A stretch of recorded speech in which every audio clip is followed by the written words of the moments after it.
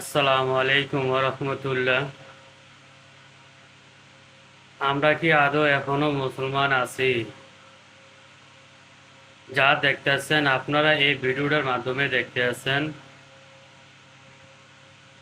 যে মহান আল্লাহ তাআলা আমাদেরকে খাওয়াইতে আছে, পড়াইতে আছে, রিজিক বৃদ্ধি দিতেছে, সে আল্লাহকে যদি স্মরণ আমরা যদি না করি তাহলে কি আমরা পৃথিবীতে থাকতে পারবো?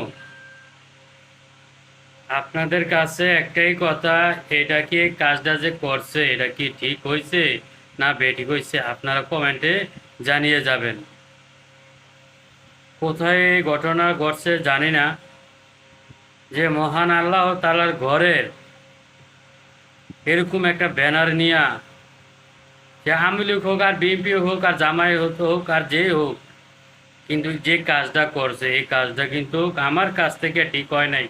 আপনাদের কাছে কেমন লাগছে কমেন্টে জানাবেন, আর ভিডিওটা সবাই শেয়ার করে দিবেন, প্রত্যেকের মাঝে যেন দেখতে পারে।